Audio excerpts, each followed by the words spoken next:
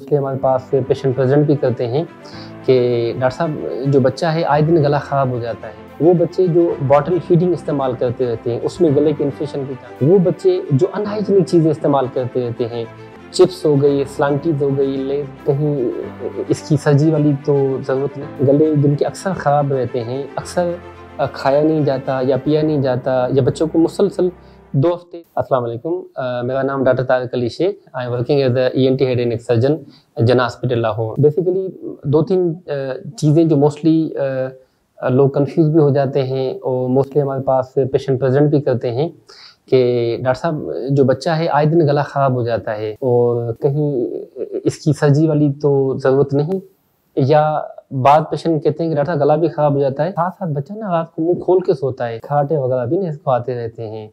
और कुछ इनके साथ साथ पेशेंट प्रेजेंट कर लेते हैं कि डॉक्टर साहब ये 4थी सीट पे था स्कूल में, अकेडमी में, अब 3री सीट पे आ गया, अब 2री सीट पे, अब 1ली सीट पे।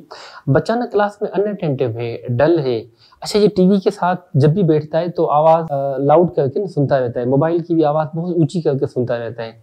तो ऐसे पेशेंट्स का क्या प्रॉब्लम है, इसका फर्दर क्या किया जाए? बेसिकली गले के अंदर जो हमारे टॉन्सिल्स होते हैं, जिसे हम लिम्फोइड टिश्यू कहते हैं।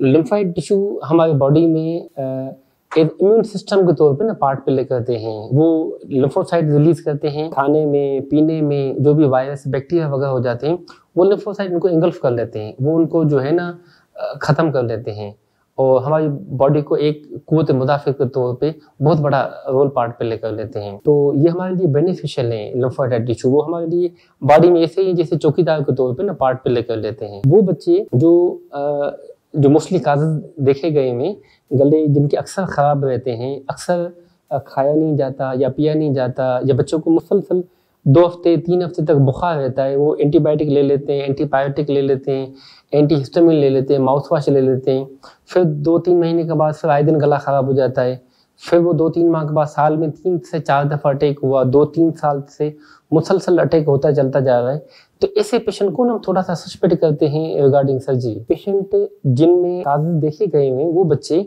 जो आए दिन उनको वायरल इन्फेक्शन हो जाता है, बैक्टीरियल इन्फेक्शन हो जाता है, जिनमें गले के चांसेस भी मोस्टली इन्फेक्शन के चांसेस हो जाते हैं।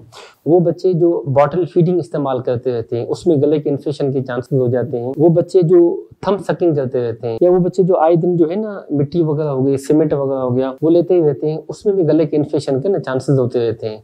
वो बच्चे जो अनहाइजीनिक चीज़ें इस्तेमाल करते रहते हैं, चिप्स हो गई, स्लांटीज हो गई, लेज वगैरह हो गई, कोल्ड ड्रिंक्स हो गए, बाहर की आइसक्रीम्स हो गई, या प्रिजर्वेटिव जितने भी जूसेस वगैरह हो गए, डब्बे वाले हो गए, उसमें मुख्तलिफ प्रिजर्वेटिव्स, केमिकल्स वगैरह, कलर्स वगैरह हो जाते हैं, वो इस्तेमाल करते रहते हैं, आए दिन उनके ना गले ख़राब हो जाते हैं। ऐसे पेशेंट में ये फिर प्रॉब्लम स्टार्ट हो जाते हैं। तो ऐसे बच्चों को ना बेसिकली कुछ एहतियाती तदाबीर वो करवाई जाती हैं और बॉडी को, इम्यून सिस्टम को बिल्डअप करवाया जाता है, जिससे चांसेस होते हैं कि बच्चे सर्जरी से बच जाएं। जो चीज़ें बेसिकली सोर्स ऑफ इन्फेक्शन बन रही हैं, बच्चे जो थंब सकिंग करते हैं वो हम स्ट्रिक्टली अवॉइड करते हैं कि बच्चे थंब सकिंग ना करें, अंगूठा मुंह में चूसे नहीं, क्योंकि 80-85% चांसेस होते हैं जो बच्चे हैंड वॉश करके खाना खाएंगे, हैंड वॉश करके पानी पिएंगे, हैंड वॉश करके चीज़ें इस्तेमाल करते हैं, उसमें इन्फेक्शन के कई परसेंटेज तक इन्फेक्शन कम हो जाता है। 80-90% चांसेस होते हैं कि इन्फेक्शन कम हो। इस तरह बॉटल फीडिंग है वो बच्चों को अवॉइड करवाते हैं कि ये बच्चे बॉटल फीडिंग ना लें, this is also the source of infection. ये मिथ होती है कि डॉक्टर साहब दांत निकल रहा है बच्चे को तो इस वजह से ना गला खराब हो गया हुआ, इमोशन लग गए हुए हैं। बेसिकली दांत निकलते हैं तो इचिंग होती रहती है, बच्चा मिट्टी ले लेता है मुंह में, बच्चा जो सीमेंट मुंह में ले लेता है, गंदी चीज़ें मुंह में लेता है, तो अल्टीमेटली उसकी वजह से गला खराब हो जाता है। तो हम अवॉइड करवाते हैं कि बच्चा सीमेंट ना ले, मिट्टी वगैरह ना लें, इसकी वजह से गले खराब, अल्टीमेटली मोशन लग जाते हैं, तो ये चीज़ें अवॉइड कर लें। इसी तरह जो बच्चे बाहर की चीज़ें इस्तेमाल करते हैं, इन चीज़ों से हम सख्ती से अवॉइड करवाते हैं। साथ में पेशेंट को ना इम्यून सिस्टम को हम बिल्डअप करवाते हैं कि बच्चा फिजिकली वॉक करता रहे, बच्चा खेलता रहे पार्क में, घर पे, फिजिकली एक्टिव रहता रहे, अल्टीमेटली स्कूल भूख लगेगी, बच्चे को खाया पिया जाएगा, नंबर 1। नंबर 2, बच्चे को डेली के ब्याह पे ना अंडा दिया जाए, this is a full flesh protein diet. बच्चे को डेली के ब्याह पे दलिया दिया जाए, बच्चे को दूध दिया जाए, बच्चे को specially junk spicy fast food इनसे अवॉइड किया जाए। सैलड ले लें, फ्रेश जूस ले लें, वेजिटेबल्स वगैरह वो चीज़ें इस्तेमाल करें। इससे कई गुना जो है ना बच्चे को इम्यून सिस्टम बिल्डअप हो जाता है। तो इसमें चांसेस होते हैं कि इवन सर्जरी से बच्चा जो है ना अवॉइड हो जाएगा, सर्जरी से बच जाएगा। मगर ये सारी एहतियाती तदाबीर की सारी आपने प्रिवेंटिव मेजरमेंट के, जिसमें 80% चांसेस होते हैं, 85% चांसेस होते हैं, मगर वो बच्चे जिसको इन तमाम एहतियाती तदाबीर के बावजूद, प्रिवेंटिव मेजरमेंट के बावजूद भी गला खराब रहता है, बुखार हो जाता है, खाया नहीं जाता, पिया नहीं जाता, साल में 3 से 4 दफा अटैक हो जाता है, दिस इज द पेशेंट जिसके बारे में सर्जरी के लिए सस्पेक्ट किया जा सकता है। और जिनको नाक के पीछे गुदूद बढ़ जाता है, जिसे हम कहते हैं एडिनोइड, इन पेशेंट को कंप्लेन होती है कि डॉक्टर साहब वो मुंह खोल के सोता है, खराटे वगैरह ले लेता है, जिसे हम एडिनोइड हाइपरट्रॉपिक कहते हैं। एक्सरे करवाते हैं, एक्सरे में पता चल जाता है नाक के पीछे जो गुदूद बढ़ा हुआ है। इन एडिशन जो पेशेंट ने कंप्लेन की कि डॉक्टर साहब वो कान के पर्दे के पीछे रेशा जमा पड़ा हुआ है, उसकी हम ऑडियोलॉजी के टेस्ट करते हैं, जिसे हम कान की, जैसे दिल की ईसीजी होती है, इसे हम कान की ईसीजी कहते हैं, पीटीए टेम्पेरोमीटर करते हैं, उसमें पता चल जाता है कि इससे 40 से 50% समात इसकी कम है बच्चे की। कान के पर्दे के पीछे जो है रेशा जमा पड़ा हुआ है, जिस वजह से बच्चा अनअटेंटिव है, डल है क्लास में, एकेडमी में, स्कूल में।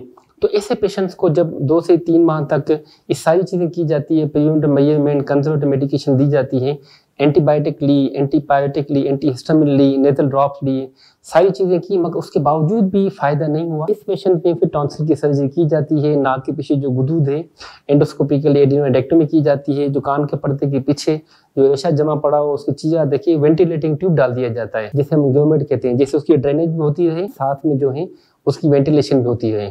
तो इन पेशेंट में हम सस्पेक्ट करते हैं, वरना अगर ये एहतियाती तदाबीर साथ में इम्यून सिस्टम किया बिल्डअप किया जाए तो इसमें 80-85% चांसेस होते हैं कि बच्चा सर्जरी से अवॉइड किया जाए। वो लास्ट मिथ्स होती है कि डॉक्टर साहब वो टॉन्सिल दोबारा तो नहीं हो जाते। देखिए, एक दफ़ा गुर्दा निकल गया दोबारा गुर्दा नहीं होता। इस तरह टॉन्सिल एक दफ़ा निकल गया दोबारा टॉन्सिल ना होने के चांसेस होते हैं, कभी भी नहीं होते। वन सर्जरी हो जाती है, दोबारा टॉन्सिल की सर्जरी नहीं होती। तो इट्स ऑल अबाउट नाक के पीछे गुदूद, एडिनोइड, टॉन्सिल, कान के पर्दे के पीछे जो रेशा जम जाता है, जिसे हम ओटाइटिस मीडिया डिफ्यूजन कहते हैं, उसकी conservative measurement, treatment and follow up. So thank you so much.